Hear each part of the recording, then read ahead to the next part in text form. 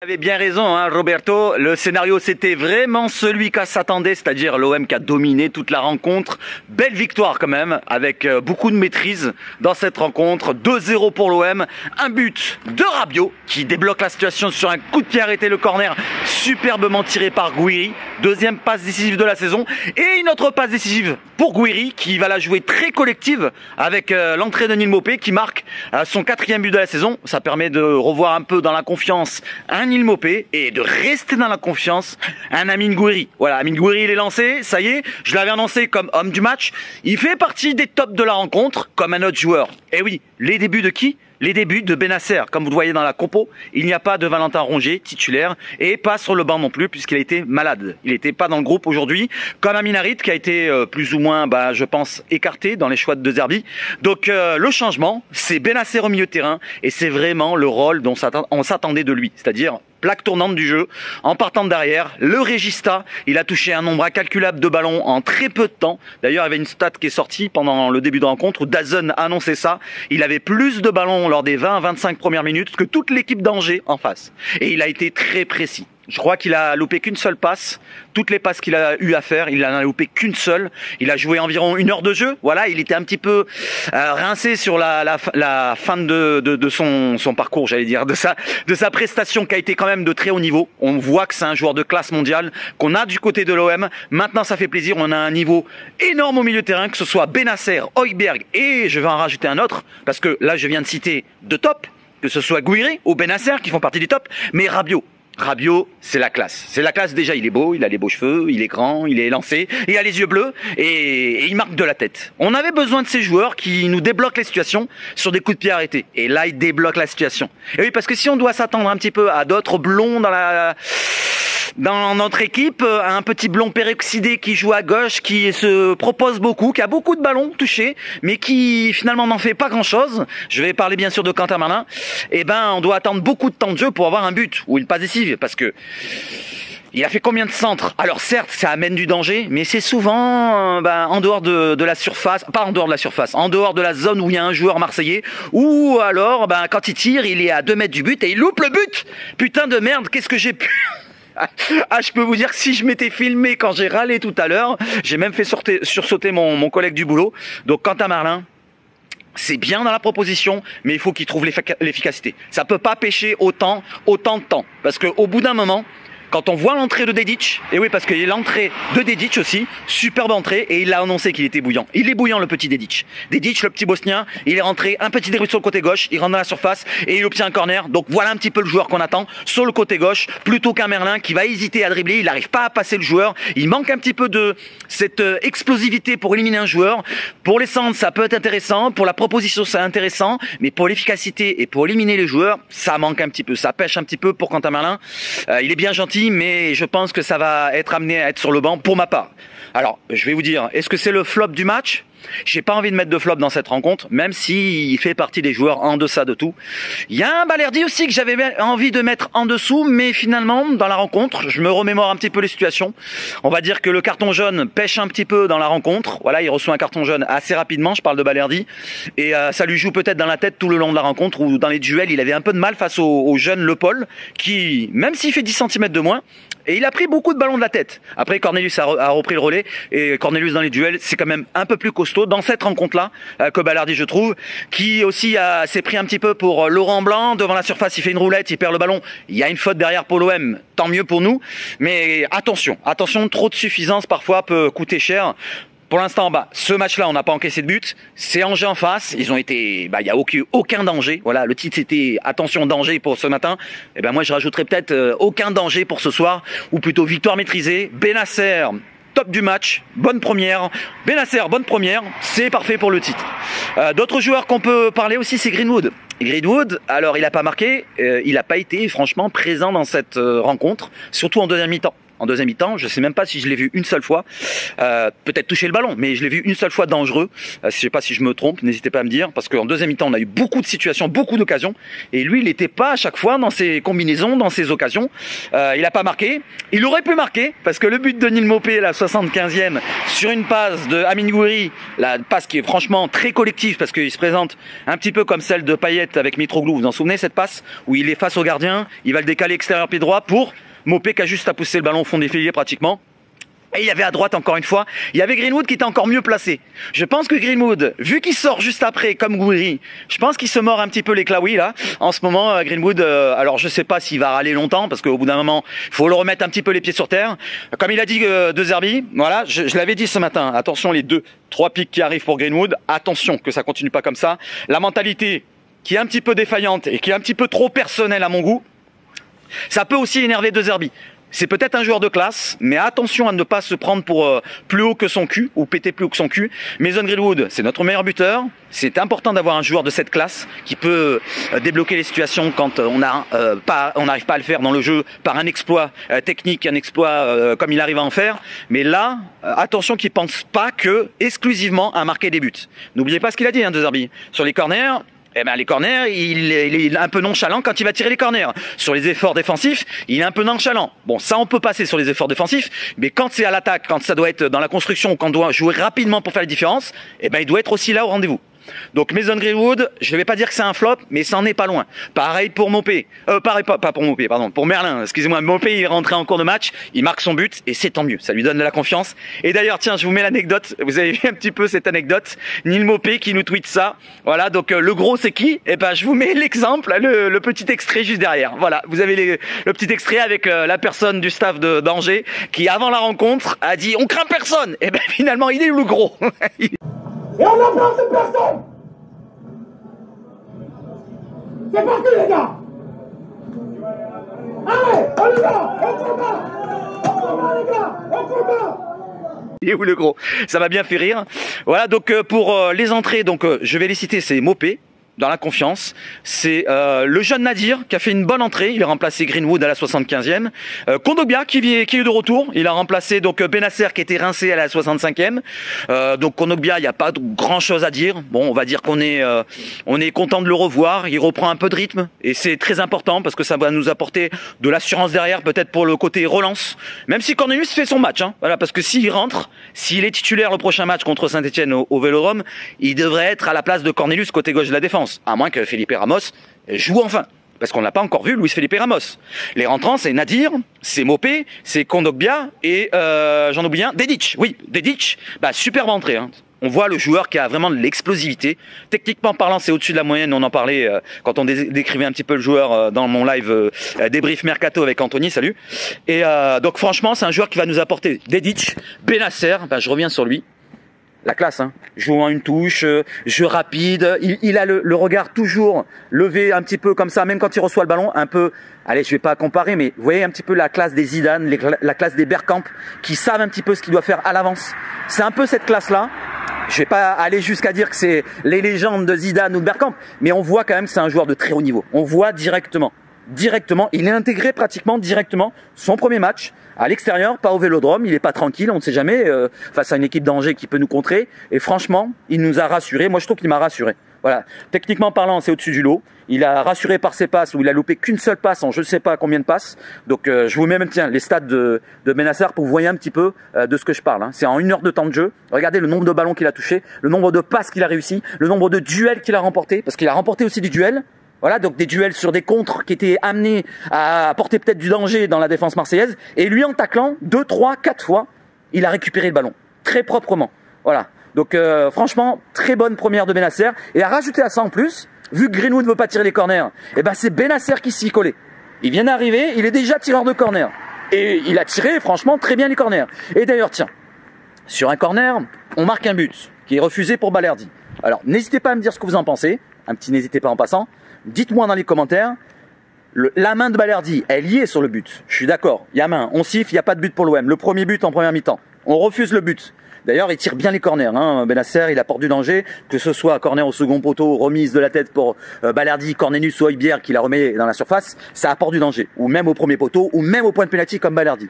Donc là, il n'y avait pas but pour Balerdi. Donc pour l'OM, pas but. Mais la situation pour l'OM en deuxième mi-temps, avant qu'il y ait un 0 pour l'OM, il y a un ballon qui est sauvé sur la ligne par un Angevin.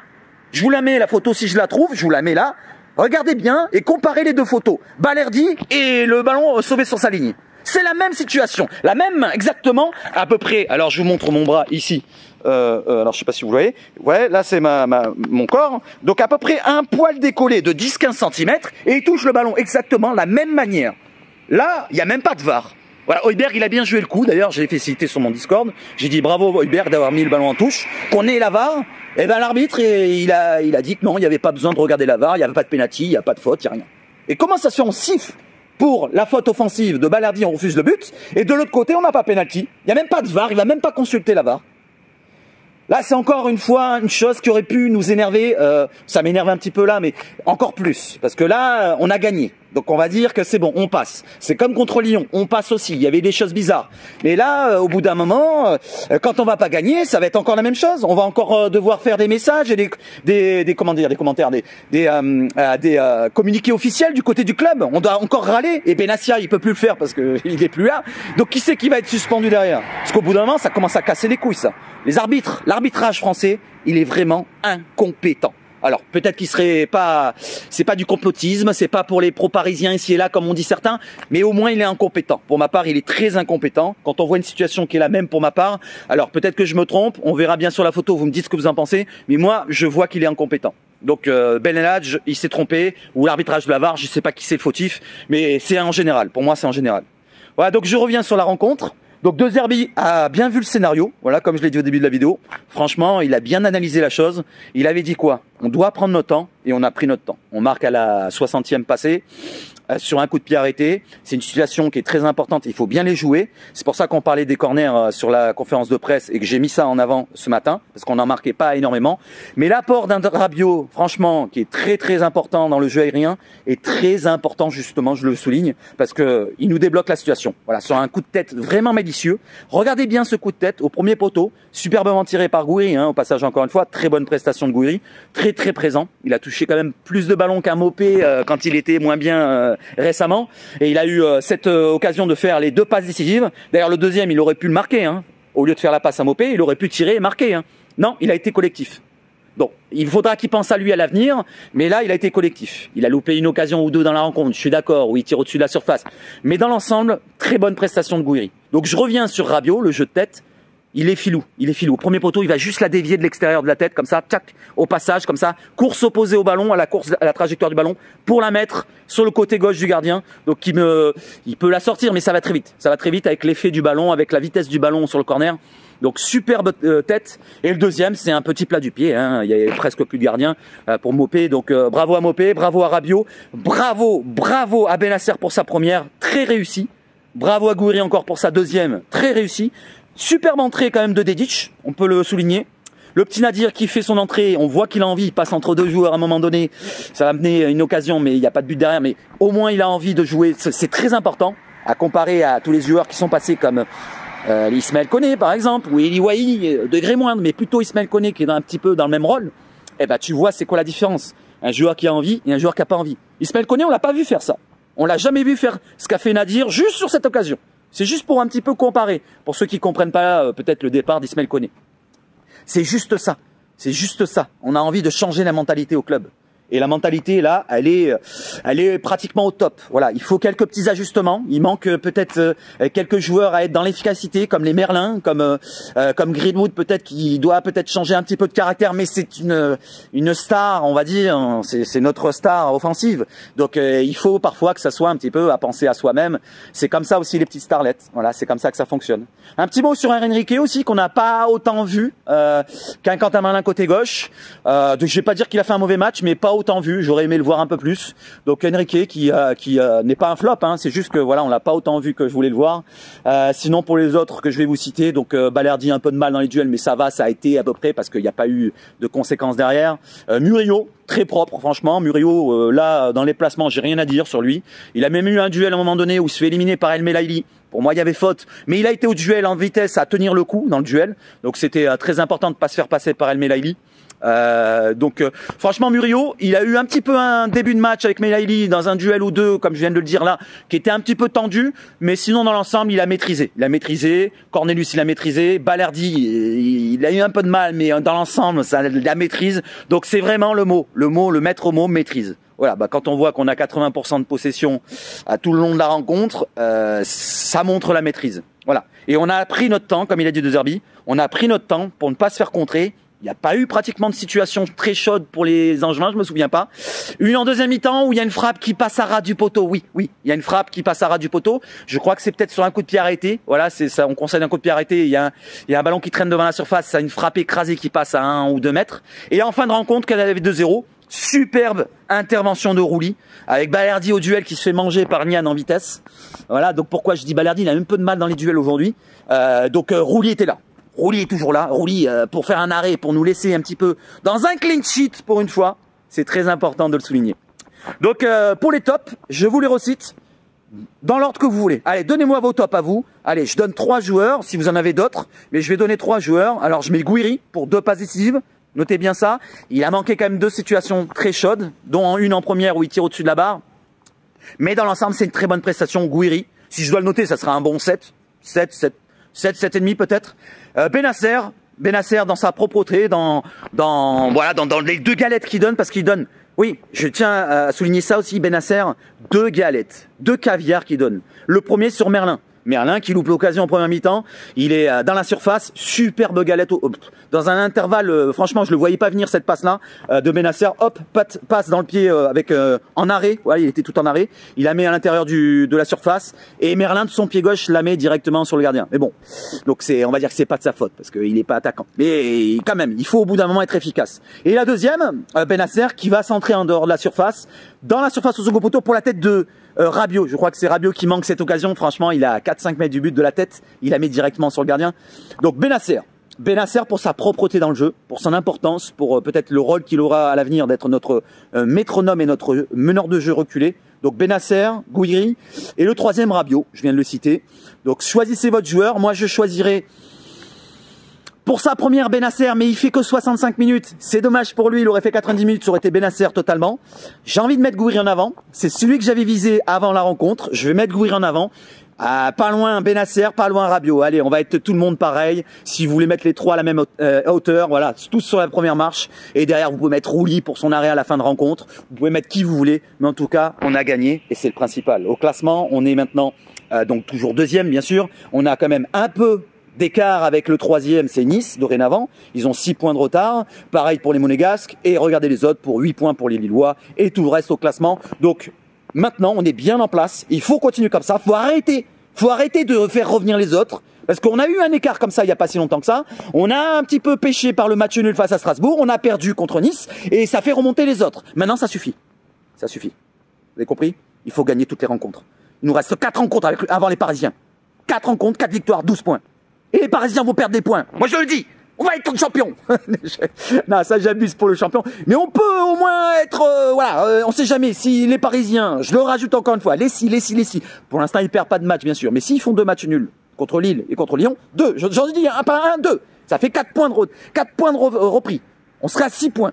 6 points face aux Parisiens. On gagne à Paris. On est à 3 points après la rencontre. Qu'est-ce qui se passe là? Voilà, donc je reste sur ça.